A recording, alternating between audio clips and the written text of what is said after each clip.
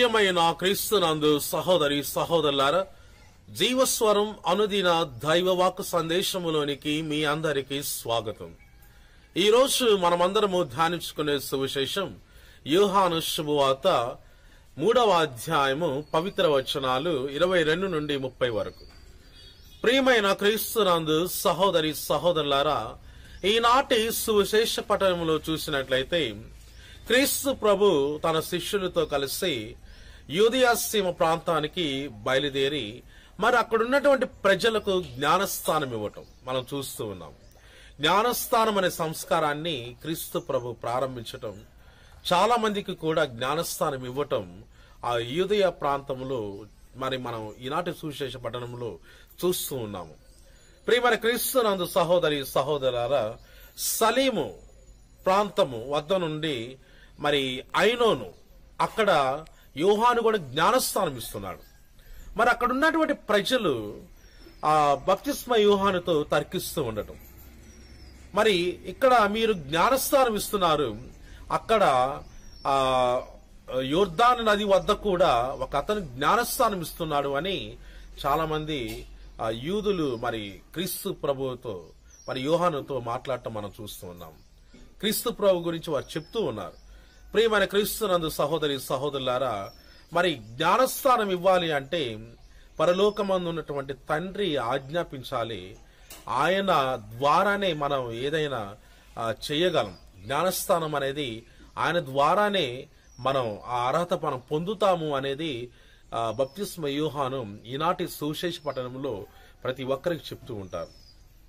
ప్రియమైన క్రీస్తునందు సహోదరి సహోదరులారా, మరి మనందరము కూడా జ్ఞానస్థానము స్వీకరించి ఉన్నాం. బప్తిస్మ యోహాను కూడా ఆయన అంటూ ఉన్నాడు, మరి నేను నీటి నుండి మాత్రం ఇవ్వగలను, కానీ ఆయన అగ్నితోనూ ఇవ్వగలడు.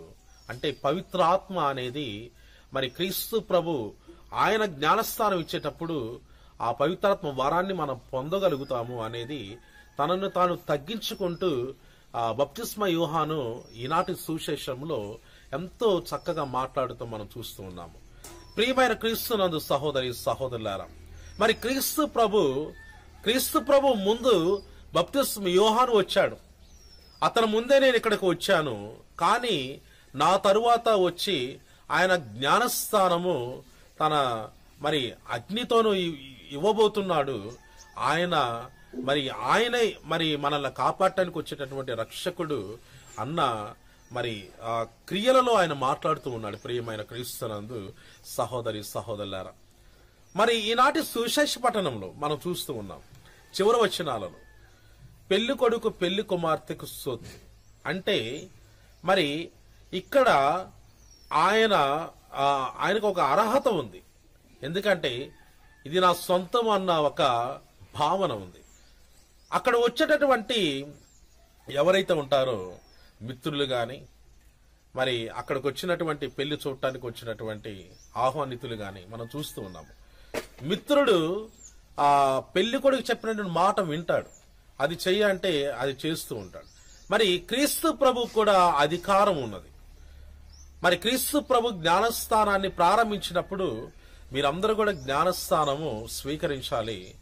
ఎందుకంటే మనం పరిపూర్ణముగా మరి మన హృదయము కూడా ఎటువంటి పాపము లేకుండా ఉండిపోతుంది. మరి మనలో ఉన్నటువంటి ఆ జన్మ పాపం ఏదైతే ఉందో అది తొలగించబడుతుంది జ్ఞానస్థానం ద్వారా. మరి క్రీస్తు ప్రభు అందుకని జ్ఞానస్థానాన్ని ఆయన ఒక ప్రధానమైనటువంటి సంస్కారంగా మార్చారు. ప్రియమైన క్రీస్తునందు సహోదరి సహోదరులారా, మరి క్రీస్తు ప్రభు ఏ విధముగా అయితే మనం చూసాము, బప్తిస్మ యోహాను తనను తాను తగ్గించుకున్నాడు, హెచ్చింపగలిగాడు దేవుని రాజ్యంలో. మరి క్రీస్తు ప్రభు కూడా తనను తాను తగ్గించుకొని మనల్ని హెచ్చింపజేశాడు. ఎందుకంటే ఆయన జ్ఞానస్థానాన్ని అనే సంస్కారాన్ని రూపొందించి మనందరిని కూడా దేవుని యొక్క తిరుసభలో చేర్చుకోగలిగాడు. ప్రియమైన క్రీస్తునందు సహోదరి సహోదరులారా, మరి మనందరము కూడా దేవునికి అనుగుణముగా ప్రియమైన శిష్యులముగా జీవించగలగాలి. క్రీస్తు ప్రభు ఈ లోకములో ఆయన ఎన్నటికీ కూడా తన తండ్రి మాటని జవదాటలేదు. ప్రార్థనా రూపంలో కానీ, బోధనలలో కానీ, ఆయన జీవించిన యొక్క జీవన మనుగడలో కానీ అన్నిటిలోనూ కూడా క్రీస్తు ప్రభు ఆయన తన తండ్రికి అనుగుణంగా జీవించాడే తప్ప ఎటువంటి శోధనలో ఆయన చిక్కుకొనలేదు. మనందరం కూడా ఈ యొక్క జ్ఞానస్థానం ద్వారా పవిత్రాత్మ వరాన్ని పొందుకొని దేవుని యొక్క అనుగ్రహములను పొందుకొని దేవుని యొక్క శక్తి బలాన్ని మనం పొందుకొని ముందుకు తన మార్గమును నడిచే భాగ్యాన్ని నీకు నాకు మనందరికి దయచేయమని ప్రార్థన చేద్దాం. దేవుడు నిన్ను నన్ను మనందరినీ ధారాళంగా దీవించునుగాక. ఆమేన్.